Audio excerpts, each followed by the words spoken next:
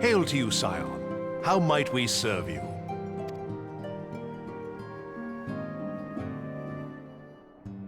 Commander Leveilleur bade you serve us? These are welcome tidings indeed. Given the sensitive nature of the task, I could not rely on one of my own.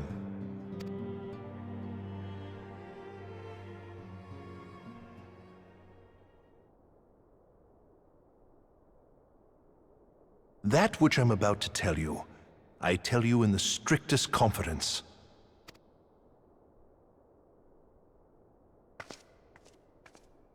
Some days ago, we received certain documents from an anonymous source. They notified us of the presence of a Garlean agent within the ranks of one of the Grand Companies. Following some discreet inquiries, we identified a suspect among the Immortal Flames, whom we detained for questioning. Alas, the man was not our agent. He was but one of many men in the agent's employ. We pressed the traitor for a name, but he had none to give. He claims never to have met his master, whom he knows only as the Ivy. He was, however, certain that this Ivy had coiled itself around every part of the Immortal Flames. It would seem our quarry joined the company some time ago, and gradually recruited others to his cause.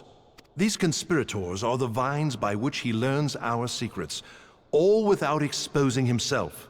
It won't be easy to identify the Ivy amidst this tangled mass of subterfuge, but we have a tendril in our hands, and we shall follow it all the way to the gnarled root. Now, much as I would prefer to proceed with due discretion, circumstances demand that this matter be settled post-haste. Garlemald's War of Succession nears its end, and it is feared that the Empire will soon resume its march on Eorzean.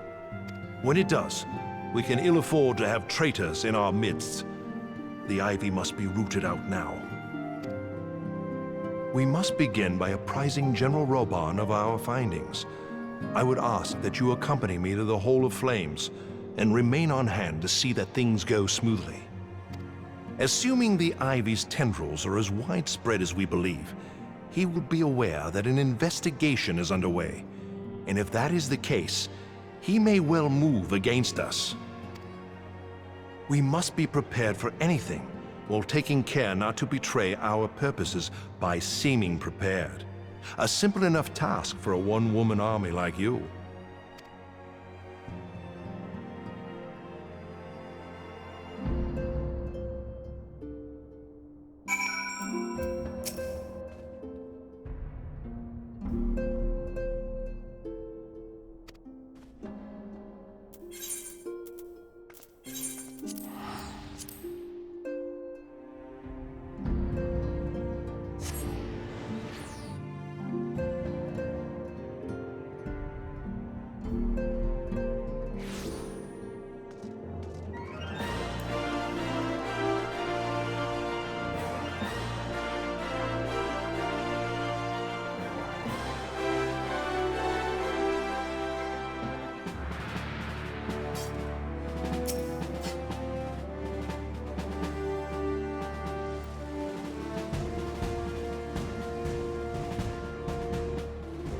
Well, well. What brings you here, my friend?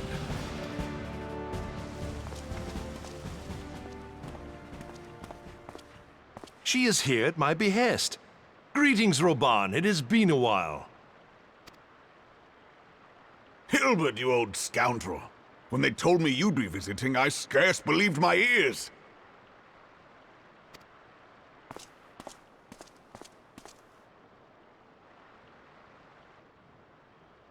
But look at you! The honored captain of the Crystal Bloody Braves. Who'd have imagined, eh? Not many, but fewer still would have imagined your destiny lay in politics, old friend. Aye. We've both come far, have we not?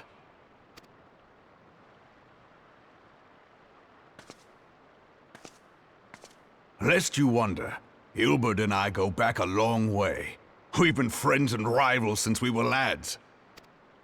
The last time we saw each other, Alamigo had just fallen, so you can guess how many summers it's been. And in all that time, not a word from the fool. Ah, well, my dealings tended toward the modest and mundane, unlike some I could mention. As I hear it, no sooner did you reach Thanalan than the brass blades clapped you in irons and dragged you off to die on the blood sands. Being a stubborn sort, you won 1,000 matches and earned yourself a place in the people's hearts while you were about it. Then, with your mountain of prize money, you bought the Colosseum and secured a seat on the Syndicate. Those balls, brother! Rags to riches does not do it justice. You're a hero to the common man. Pah! Spare me. I am no hero. If anyone is worthy of that title, it's our friend here. Next to her, I'm little more than a glorified butcher. But you, Wilbert, you sell yourself short. By all accounts, you are an adventurer of some standing. I like to think that I did my part for the greater good. But if you're no hero, then I'm no adventurer, not in this company. Anyway.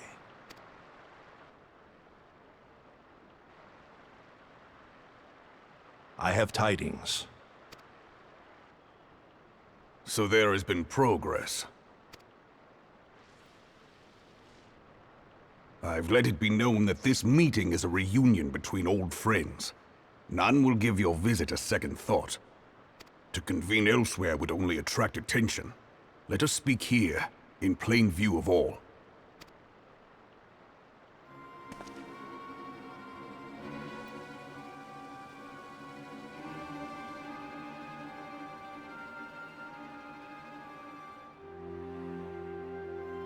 So it is we who have been compromised. Teleji Adeleji's machinations have shaken Ul'dah to her foundations. In such uncertain times, a man's loyalty may be bought for a fistful of gil.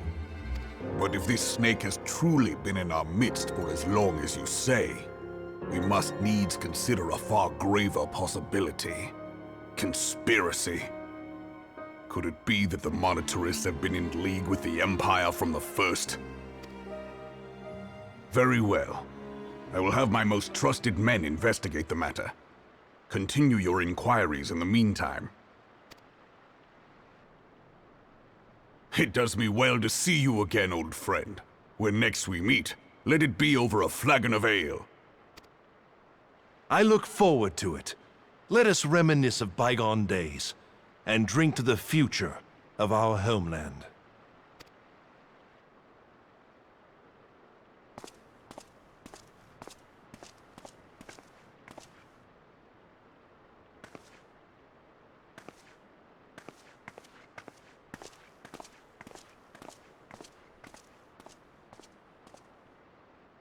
Flame General, you wear the mantle well, old friend. I must work hard if I'm to keep up. Well, it would seem your services were not required after all. I dare say we have Roban's prudence to thank for that. Still, I was glad of your presence. My thanks, Scion.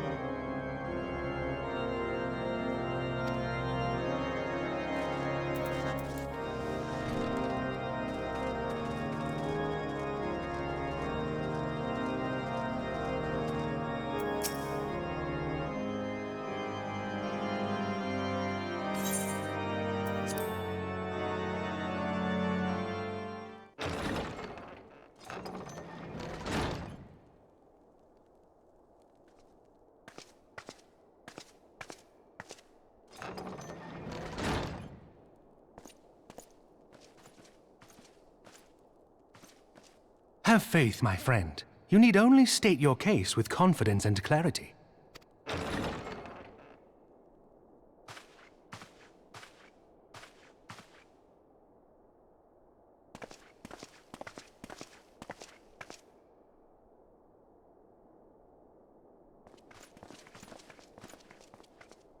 Commander Leveilleur, it is both an honor and a pleasure to meet you.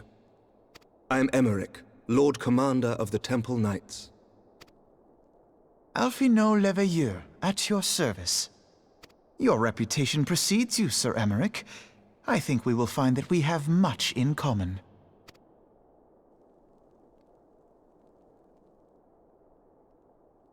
Speaking of reputations, yours towers over us all. Does it not? It does indeed, Lord Commander.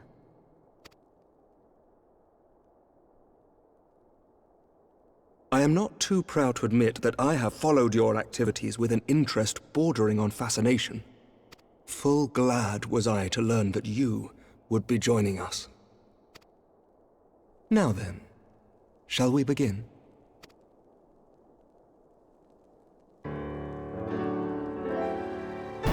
We know full well that the Garleans will return in force ere long. What is more, we have yet to achieve a lasting victory over the primal menace. The beast tribes continue to summon their gods, and each incarnation is stronger than the last. Isgard is not immune to these threats. I must reiterate that it would behoove your nation to rejoin the Eorzean alliance. Once again, I must respectfully disagree. On what grounds? Despite their presence in Kurthus, the Ixal do not concern us. Their territorial claims pertain to Gridanian lands, and it is the people of Gridania whom they harry. Consequently, the Holy See judges this to be a Gridanian affair, and Isgard does not intervene in the internal affairs of other nations. Even were that not the case, our forces are wholly committed to the Dravanian conflict. We have not the knights to spare. As for the Garleans, we are not ignorant of history. We have observed the rise and expansion of the Empire, and we agree that it is only a matter of time before they resume their campaign in Eorzea. Then surely it would be in our best interests to present a united front. Mayhap one day, but not yet. Gaius van Belsar is dead, and the legion of conscripts he left behind lacks the will to fight. We think it highly unlikely that they will emerge from behind the walls of their castra for some time. Forgive me, but if Ishgard's position has not changed, why did you agree to this meeting?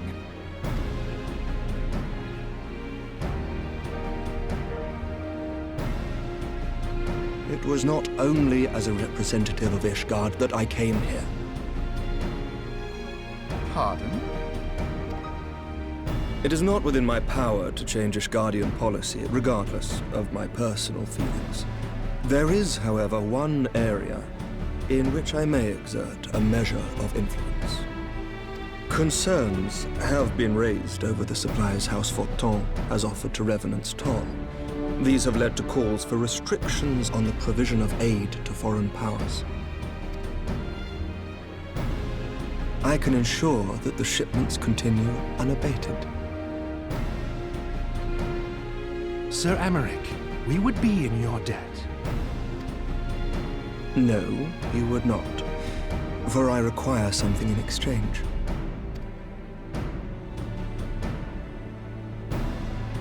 Of late, there has been a flurry of Dravanian activity, the purpose of which was not immediately clear. However, our astrologians have since observed alarming changes in the heavens. The dragon star waxes unnaturally bright, and there are whispers that it portends the resurrection of Midgard-Sorma. The fallen guardian of Silvertear Falls? That's absurd. Full many times have I gazed upon the dragon's corpse still wound around the Agrius, and wondered how different our world might be if it yet lived to plague the skies. I do not know, and I do not wish to know, nor does any son of Isgard. Yet the mere presence of Dravanian forces is not sufficient grounds to send knights to Mordona, whatever our astrologians say. As I told you before, we have not the forces to spare. But we do. So you will intervene on our behalf if we agree to watch over the Keeper of the Lake. Do you accept these terms? I do. I will see that you are kept abreast of any developments. I regret that we could not come to a similar agreement on other matters, but I understand that you are not at liberty to make such decisions. Nevertheless, I hope that what we have accomplished here today will serve to demonstrate to your countrymen that we can work together towards a common goal. Mayhap one day we shall look back on this moment as the first step towards a united Eorzea. Mayhap we shall, Commander.